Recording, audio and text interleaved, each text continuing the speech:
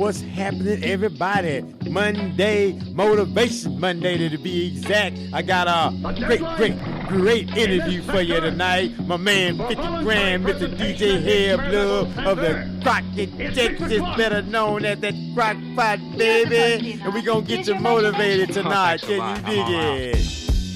Mr. Heav Love. What's good, man?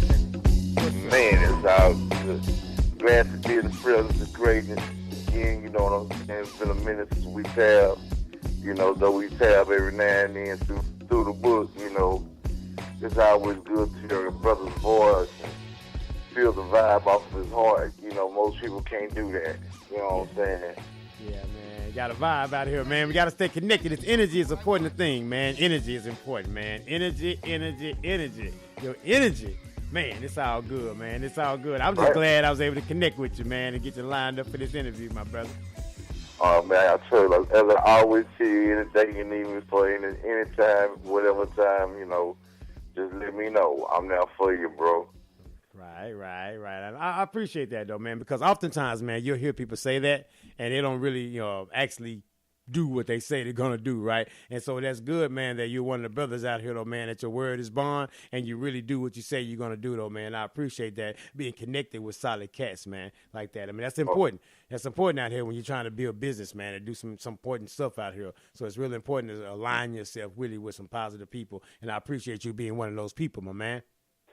Most definitely. And before we get any further, yes, I got to commend you as well for doing all that you do in helping to try and uplift our neighborhoods, to bring knowledge to the people that they, normally wouldn't have access to, wouldn't even know where to start to go look for the type of stuff that you bring to the table, and I want to thank you guys, for keep on pushing and pushing this thing as a life tool. Not just a job, it's a life tool, something to teach somebody how to help somebody. I appreciate that, man. I really do. It's like I say all the time, man, it's not just a company name, man. This is a way of life, man. You have to. And it's not because it's always easy on my end, man, but you have to keep pushing, because if you stop, then what, right? You got nothing if you stop, man. Hey, man, let the people know, man, how to get a hold of you. What are you doing? How to support some of the things you got going on, man. Let the people know that too, man, before we get into this rapper taste session. Well, you can get at your boy DJ Heav Love at djheavlove@gmail.com. You can find me on Facebook, Biggie Jones, Mike Jones. Every one of them got my picture up there. The only one that doesn't have my picture on it is the straight DJ Heav Love Straight Flame DJ page. But other than that, you can catch me Tuesdays through Fridays on True West Entertainment Radio. I still deal and dabble with my man DJ Legal on the Spade and Full Radio.com, 24-hour stream of music. No, we don't even play with one commercial. Wow. No interruption. Just some of the hottest tracks to be released that are to be released. Now, you mind this station here is more advanced than your regular P1 radio station because we play it before it comes out. Exclusive. We get the dirty version. Yeah, you get the exclusive. Yeah, before the radio station gets the clean version. I can dig it, man. That's access, man. Y'all check that out, man. Y'all go support the brother, man. What he's doing out here, man. Putting his music out here, putting his blood, sweat, and tears into this thing. And he's been on this music scene for a while, as you guys will soon find out. He's been in this music thing for quite some time, and he's seen a lot of things. So, without further ado, we gonna get into that, my man. What got you into DJing, man? Out of all the things you could have done, man, with your life, man, what may say music? Yeah, that's where it is right there. I'm gonna tell you, this story is something that I usually don't tell people, but I had an uncle who used to love to sing, so he had a lot of albums, of a lot of the love groups and all of that, LTDs and, those type of people, Commodores, filters. He out back there in them days with it. You know what I'm saying? Yeah, yeah. It was just his collection. 'Cause he loved music so much, you know, and he had, you know, nice voice. When they used to love to hear him sing. But one of the things was I couldn't stop messing with every time he played music. It's like that was the only thing that I could channel my mind to. Yeah. Sit back and enjoy. And I mean, at an early age, I can remember being 6 and 7, getting whoopings for messing with his record. You know. I gotta listen to that music. It's calling. Yeah. I was, you know, like I say, it was crazy, you know, being that young. And he told my mom, and said, "He don't have something to do with music, because if you don't leave my stuff alone, I'm gonna kill him." Don't do it, Unc. Don't do it. Yeah. So it was kind of like he motivated me, like, "Yeah, you gonna do something with music, or I'm gonna kill you. All my records you're messing up." And I try. You don't even know how to scratch. You just make it a sound. Tearing up the records, man. Yeah, I mean, you know, that was when we first. See, back then we didn't know that if you put the record on the turntable and just like start making scratching sounds, we didn't know that back then. You scratched up the whole other side of the album because you didn't have, you know, you didn't put your fly sheet down. Yep. So, you know, those, like I said, I got a bunch of whoopings for that, man. I knew I had to do something, so, you know, but it taught me, you know, a lot, you know, to open my ear to different brands of music. Because, as I say, I was young, listening to some of the jams that people call classics now. And usually when I play for an older crowd and can channel their music, it really surprises them. You hit them. That's what a good DJ does, though, man.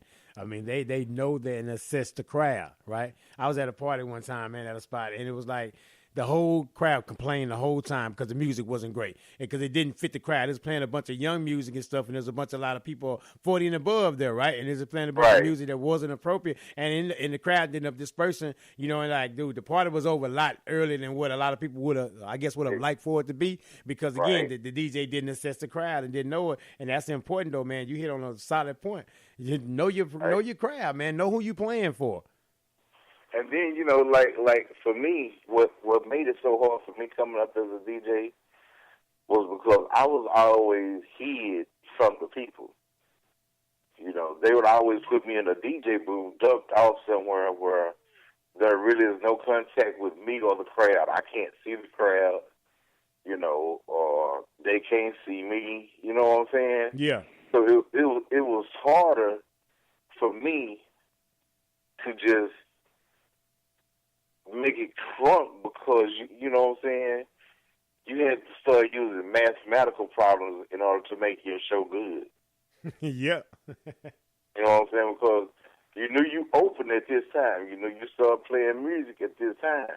But you also remember that you're too young to be in this club, and you cannot leave this room until the club is closed, unless you go to the bathroom.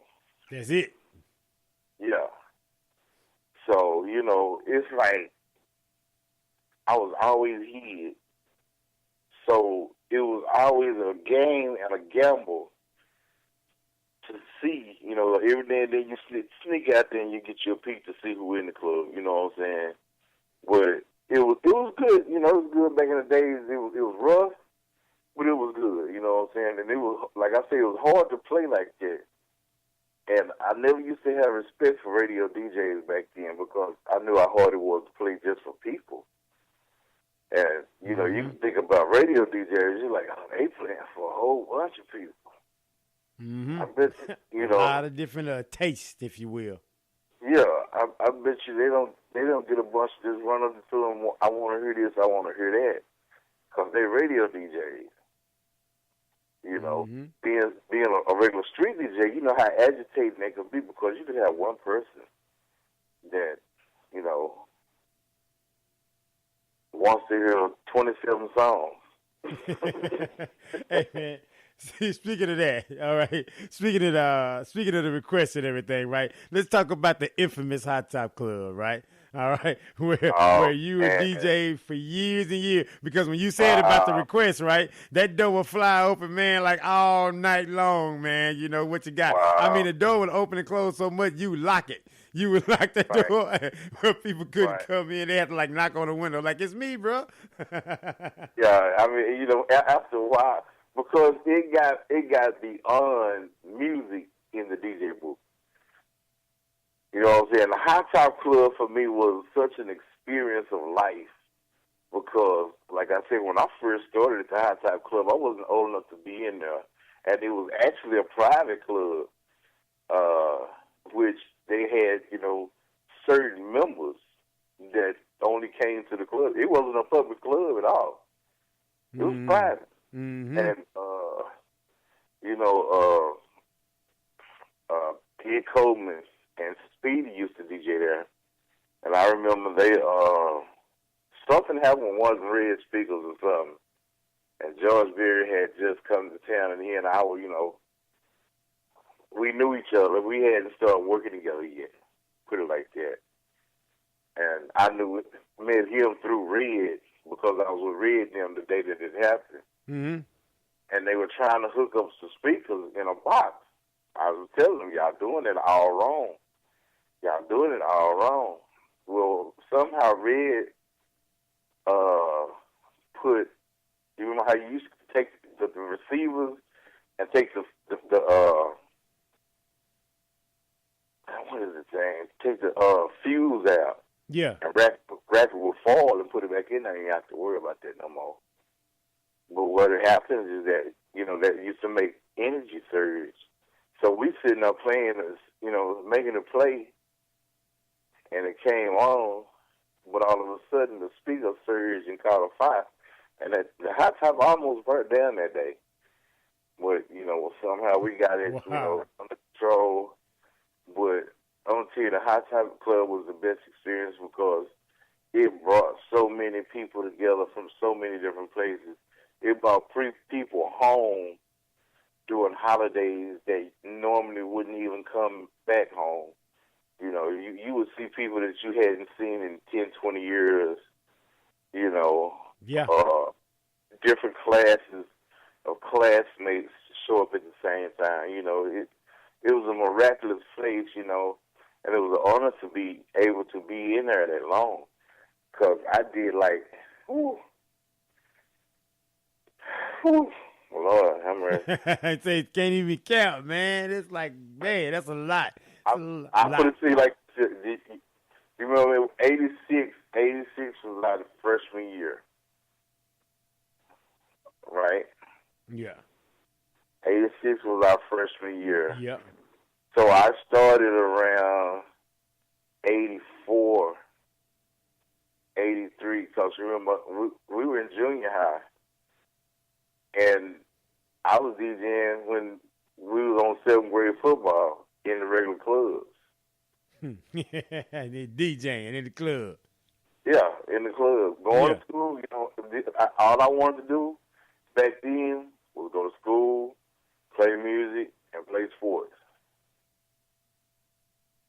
In that order. In that order. That's all I wanted to do. I didn't care about too much. I wasn't a flashy guy, I wore jewelry and stuff that people wouldn't dare put on, that later on in life I saw people putting on, like,